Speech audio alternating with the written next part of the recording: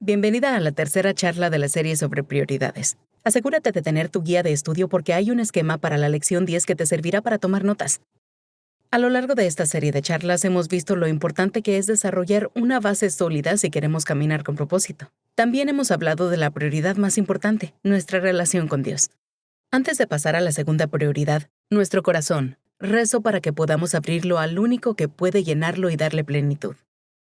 Como mujeres a menudo somos las que cuidamos y acompañamos a los demás, y es muy fácil que terminemos relegando nuestras propias necesidades.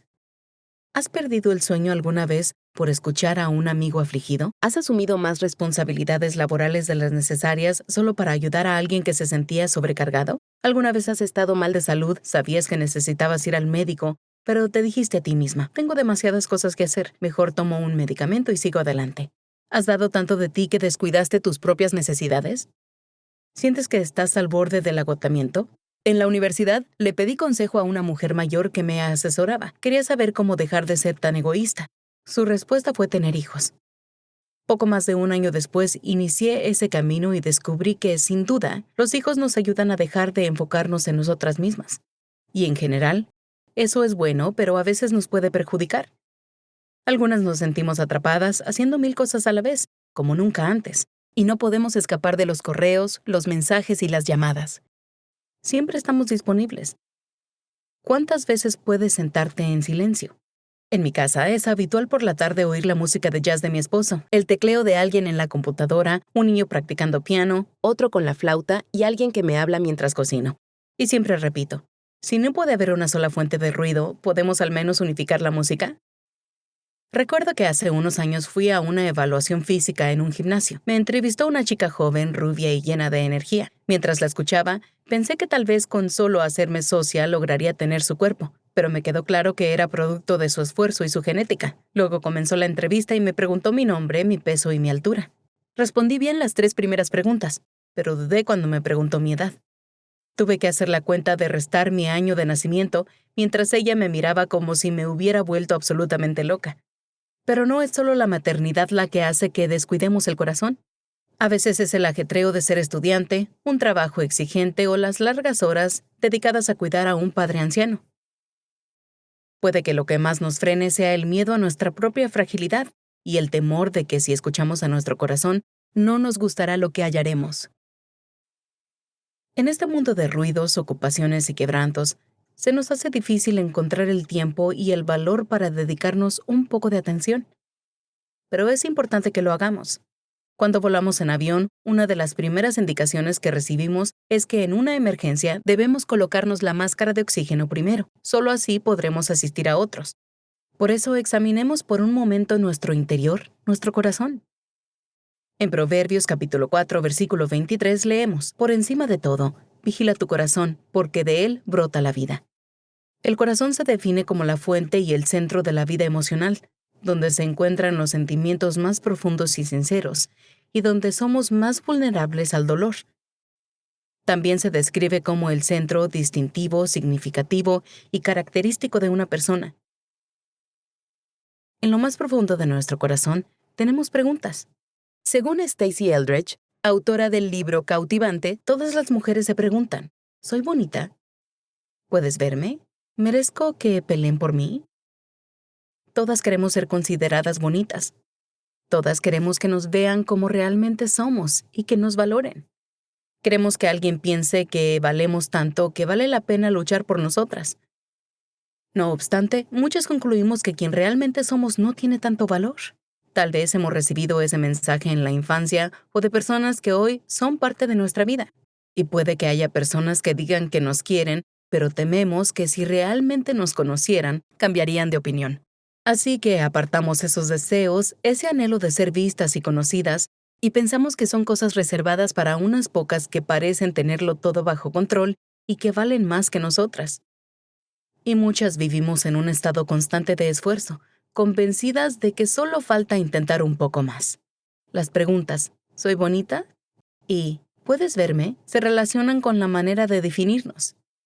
¿Cómo te defines a ti misma? Quizá primero pienses en los roles que cumples. Soy madre, soy esposa, soy hija, soy amiga, soy emprendedora, soy abogada. Son muchos, ¿no? Pero tratemos de ir un poco más profundo. ¿Recuerdas que en la primera charla hablé sobre determinar tus motivaciones?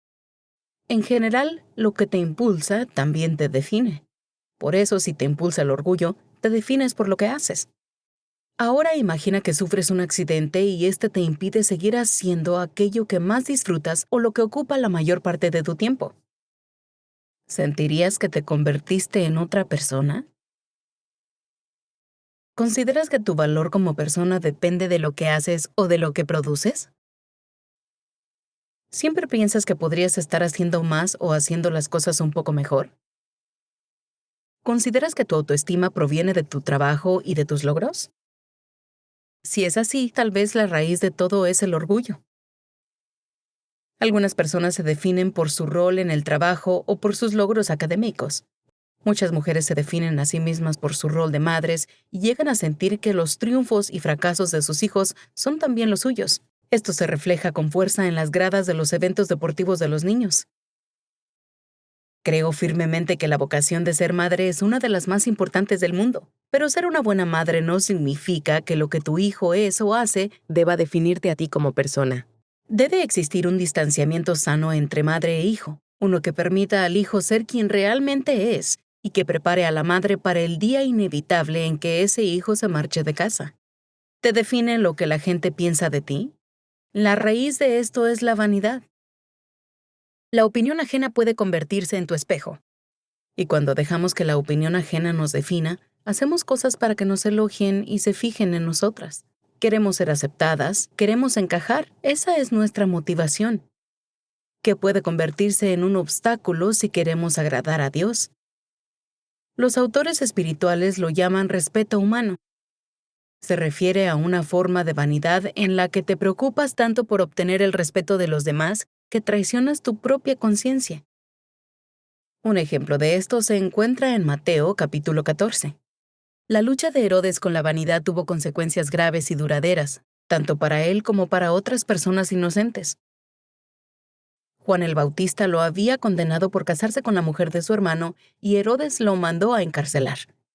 Más tarde, en un momento de debilidad, hizo una promesa temeraria. Le ofreció a la hija de su esposa, que por haber danzado tan bien ante los cortesanos, podía pedir lo que fuera, y él se lo concedería. Ella, influenciada por su madre, pidió la cabeza de Juan el Bautista en una bandeja. Herodes tuvo que elegir. Podía hacer lo correcto y no quitarle la vida a un inocente, o podía salvar las apariencias y cumplir la espantosa petición de la joven.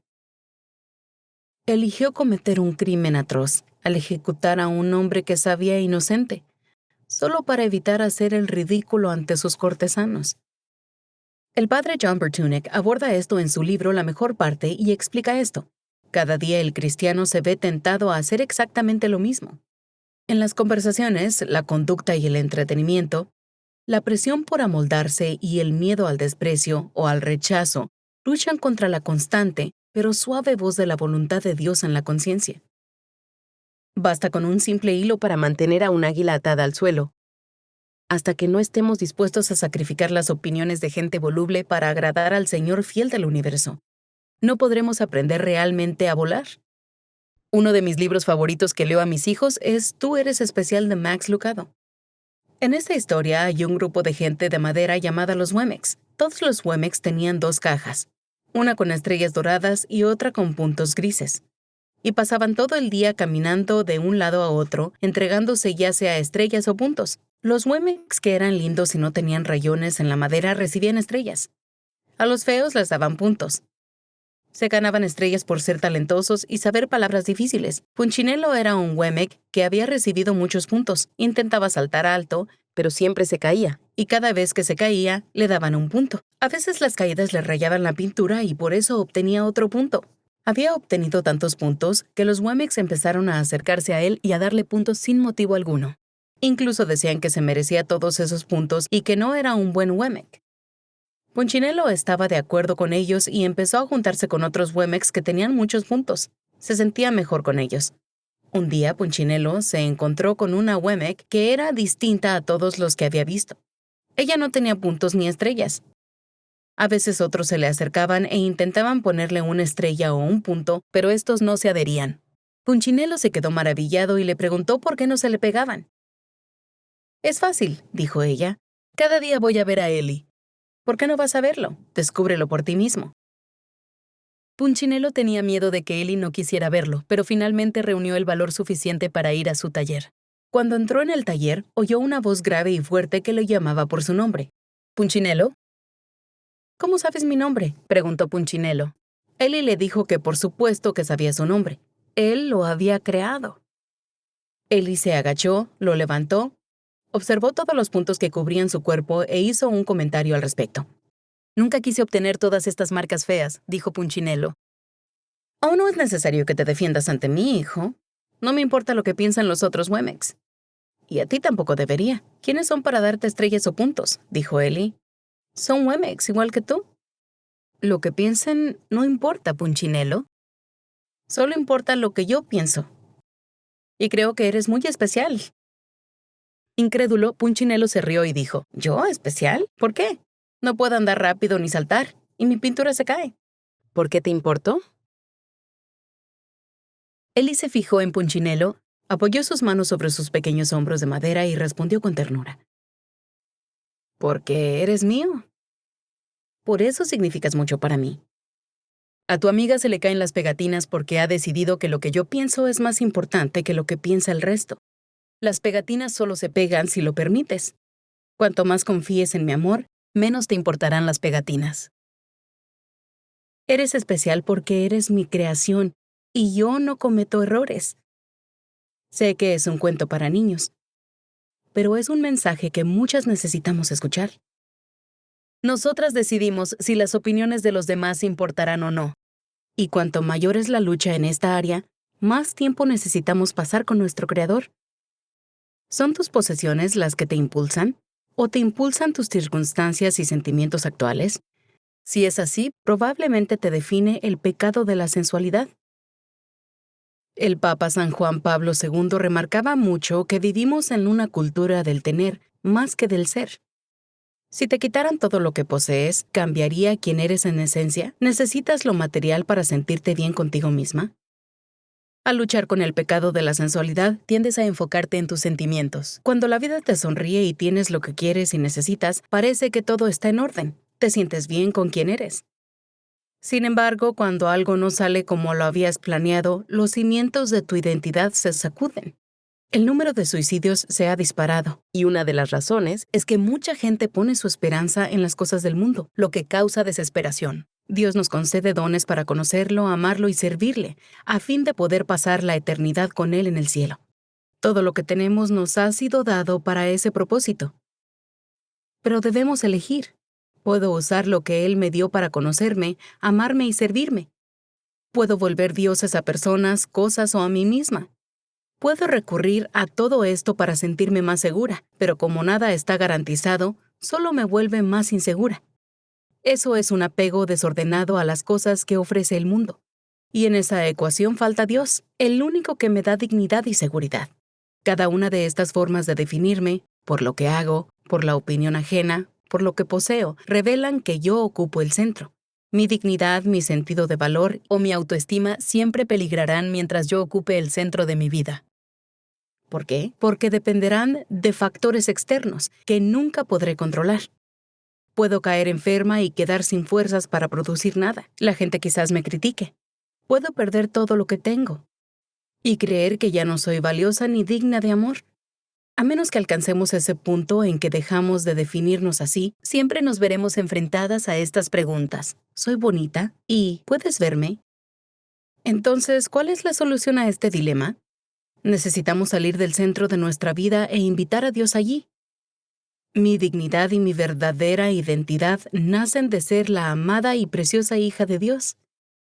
Si vivo como la hija amada de Dios, todo lo que hago lo hago por Él, para ayudarme a conocerlo, amarlo y servirlo. Si vivo como la hija amada de Dios, entonces mi corazón se llenará de su amor incondicional cada mañana. Y esto me ayudará a comenzar el día dispuesta a amar y ayudar a la gente, en vez de necesitar que me amen para sentirme bien conmigo misma. Si vivo como la hija amada de Dios, reconozco que todo lo que tengo viene de Él y que todo le pertenece. Él me confía las cosas para que las cuide y las use para cumplir sus propósitos. Y yo quiero usar todo para Él. Siempre tengo presente que todo lo que poseo es un regalo de Dios, de mi Padre amoroso y fiel. Él quiere que yo disfrute de esos regalos, pero en cuanto a quién soy, desea que mi identidad se defina por mi relación con Él como su hija. No importa lo fuertes que seamos, todas necesitamos sabernos amadas. Dios nos creó de esta forma. Él es quien puso ese deseo en nuestro corazón. Por eso, cuando anhelamos que alguien nos elogie, nos proteja o nos admire, eso es un anhelo dado por Dios. Su plan era que primero experimentaras esa clase de amor incondicional a través de tu Padre terrenal. Él deseaba que te amaran de una forma tan hermosa que te fuera fácil entender el amor de tu Padre celestial, el cual supera en gran medida cualquier amor terrenal. No obstante, muchas mujeres no recibieron ese tipo de amor de sus padres. Muchos padres no estuvieron presentes mientras sus hijas crecían y en vez de sentirse protegidas, se sintieron abandonadas. Algunos fueron duros y críticos y en vez de hacer que sus hijas se sintieran valiosas y bellas, las hicieron sentir que nunca serían suficientes. Algunos traicionaron mucho la confianza de sus hijas y esta herida hizo que creyeran que su corazón está roto y sin remedio, aún siendo adultas. Cuando Dios nos concedió el don del libre albedrío, permitió la posibilidad de que las personas que Él creó eligieran apartarse de Él para seguir sus propios deseos en lugar de buscar su perfecta voluntad. Esto siempre ha sido así. Eso significa que tu padre y tu madre empezaron a criarte cargando sus propias heridas. Cuando Dios ve que eso sucede, sobre todo cuando se trata de un padre a quien Él le ha confiado el cuidado de su amada hija, su corazón se llena de dolor. Por esa razón, Dios se propuso mostrarte de otras maneras que te ama, que es tu Padre Celestial y que eres absolutamente preciosa para Él.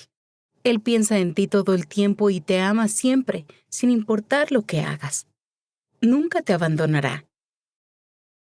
Jesús lo afirmó en Juan capítulo 15, versículo 16. No me han elegido ustedes a mí, sino que yo los he elegido a ustedes. Dios te eligió antes de que nacieras para ser su princesa. Eres muy valiosa en el reino de Dios. Y te ha elegido para un propósito que solo tú puedes cumplir. Tiene planes increíbles para ti. Como dijo por medio del profeta Jeremías, con amor eterno te he amado. Él es el Señor del universo. Él es tu Creador, tu Redentor y la palabra eterna de Dios. Y se hizo hombre solo porque te ama. Aun si fueras la única persona en el mundo que necesitara salvación, esa oveja perdida, Él hubiera venido a buscarte, a enseñarte y a sufrir para salvarte. Medita profundamente en esa verdad. Toda mujer refleja la imagen de Dios y tiene una belleza por descubrir. Cuando Dios crea a cada mujer, le concede esa belleza. Al crearte, te miró y dijo que todo estaba muy bien. Eres bonita. Dios te ve. Él mira hasta lo más profundo de tu corazón y te ama con un amor que no tiene fin. Hay una tercera pregunta en el corazón de toda mujer. ¿Merezco que peleen por mí? Stacey Eldridge aborda esta pregunta a través de la siguiente conmovedora historia en su libro Cautivante. Sara tenía 16 años. Un día sintió que la aventura la llamaba a salir, disfrutar y explorar. Se suponía que debía ir a la escuela, pero pasó el día en las montañas escabrosas y deslumbrantes. Había pasado un día estupendo. Al conducir de regreso esa noche, su mente divagaba en 1000 pensamientos. Se había sentido en casa entre las montañas, llena de vida, y mientras reflexionaba sobre su día, de pronto un auto se cruzó en su camino tras pasarse un semáforo en rojo y chocó de frente con su vehículo. Sara no llevaba puesto el cinturón y por la fuerza del impacto salió despedida de cabeza a través del parabrisas. Sin embargo, su rodilla izquierda se atascó y la empujó de nuevo a través del cristal roto hasta caer sobre el asiento delantero destrozado. Quedó gravemente herida y sangraba mucho, y estaba tan confundida que tardó en reaccionar. Lo primero que pensó fue, me lo merezco. Si no hubiera faltado a clases, esto nunca habría sucedido. Y aún herida y sangrando, Sara se culpaba a sí misma. Por obra del destino, la vecina de Sara viajaba en el coche de atrás y fue testigo del inesperado accidente. Buscó el celular de Sara y llamó a sus padres, quienes se estaban preparando para cenar. «Por favor, vengan de inmediato. Sara ha tenido un accidente», le dijo al padre. Pero la vecina sonaba tan calmada que el padre pensó que solo había sido un choque leve, así que molesto y sin prisa, condujo hasta el cruce para ayudar con el papeleo del seguro. Pero al llegar, vio que la situación era mucho peor de lo que imaginaba. Al llegar al cruce, el padre de Sara vio coches de policía, camiones de bomberos y ambulancias. Vio el auto destrozado del otro conductor y luego vio el auto de su hija hecho pedazos.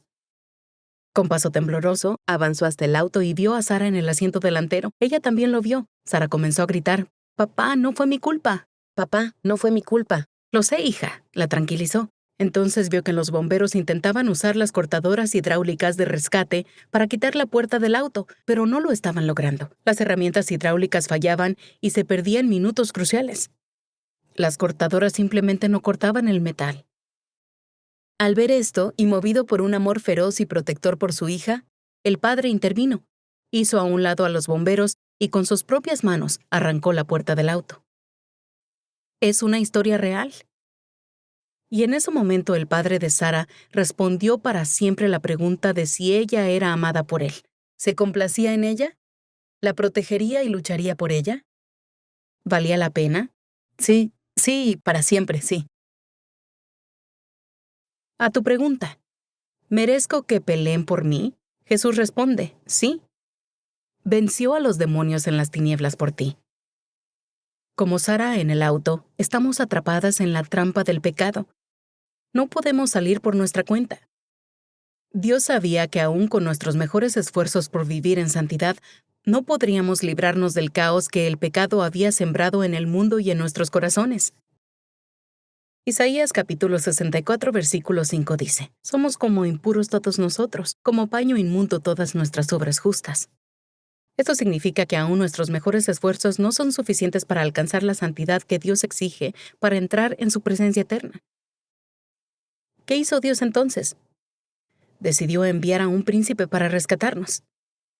Y este príncipe de paz llegó para sacarnos de nuestro devastador estado de pecado y para restaurarnos a un lugar de pureza, esperanza, perdón y una comunión renovada con Dios. Rescatarte significaba todo para Él. ¿Qué costo pagó Jesús para salvarte? ¿Imaginas cuánto te ama? Para responder estas preguntas, miramos a la cruz. Cuando los líderes religiosos se burlaban y lo despreciaban, Jesús pensó: «Mi amada hija, tú vales cada sacrificio». Cuando su carne fue desgarrada durante la flagelación, Él sabía que tu rescate valía ese precio. Cuando cargó la cruz sobre su espalda ensangrentada, pensar en ti lo animó a seguir. Mientras colgaba en la cruz, cada respiración un grito de dolor insoportable, sabiendo que bastaba una palabra para que los ángeles vinieran a rescatarlo. Permaneció allí porque estaba pensando en ti. Te amó tanto que ningún dolor, ninguna ofensa, ni siquiera la muerte, lo apartó de su propósito de luchar por ti. Durante toda tu vida, Él te ha estado diciendo cuánto te ama. Cada recuerdo que atesoras y cada momento que te ha conmovido hasta llorar fue enviado para ti, como un regalo de aquel que te ha buscado desde que diste el primer suspiro y que fue enviado para conquistar tu corazón. Fuiste creada para ser amada por quien eres y no por lo que haces, en lo más profundo de tu ser, con lo bueno y lo malo juntos, con su amor incondicional. Y sí, puedes buscar ese amor en muchos lugares, pero el único que podrá amarte de esa manera de forma constante es Jesús. ¿Puedes ofrecerle tu corazón a Él? Lo único que se necesita es un corazón cautivado y adorador. Un corazón que responda al amor desbordante de Dios con adoración. Tal vez hayas escuchado que todos fuimos creados con un vacío espiritual que solo Dios puede llenar, aunque hayamos intentado llenarlo con otras cosas sin éxito. Pero lo que quizá no sabes es que hay un lugar en el corazón de Dios que solo tú puedes llenar. George MacDonald escribió: «De ello se deduce que hay también una habitación en Dios mismo en la que nadie puede entrar, excepto uno, el individuo, Tú, ¿lo ves? Dios quiere exactamente lo que tú anhelas, ser amado. Quiere una relación cercana. Anhela una relación tan íntima contigo que te extiende una invitación y tu vida dependerá de cómo decidas responder. ¿Aceptarás tener una verdadera intimidad con tu príncipe? Cuando él te mira, queda cautivado y anhela que tu corazón se conmueva de la misma manera por él. Mi oración es que puedas entregar a aquel que lo sacrificó todo por ti aquello que más anhela, tu corazón. ¿Me permites rezar contigo? Te lo pedimos en el nombre del Padre, del Hijo y del Espíritu Santo. Amén. Querido Señor, gracias porque podemos acercarnos a ti con un corazón sincero y nuestras dudas más profundas. En tu presencia podemos decir, soy bonita, ¿puedes verme? ¿Merezco que peleen por mí? Y siempre responde sí, a las 3 una y otra vez. Señor, te pido que nos afirmemos en esta verdad, porque luchar por nosotras te costó todo. Ruego que ante tan inmenso y precioso regalo, no nos juzguemos como insuficientes o menores, sino que nos contemplemos tal como tú nos ves y respondamos a la invitación que nos extiendes a cada una de vivir una comunión íntima y especial contigo. No queremos demorar nuestra respuesta. Anhelamos reservar un momento para estar en calma en tu presencia y darte lo que más anhelas, nuestro corazón. Amén.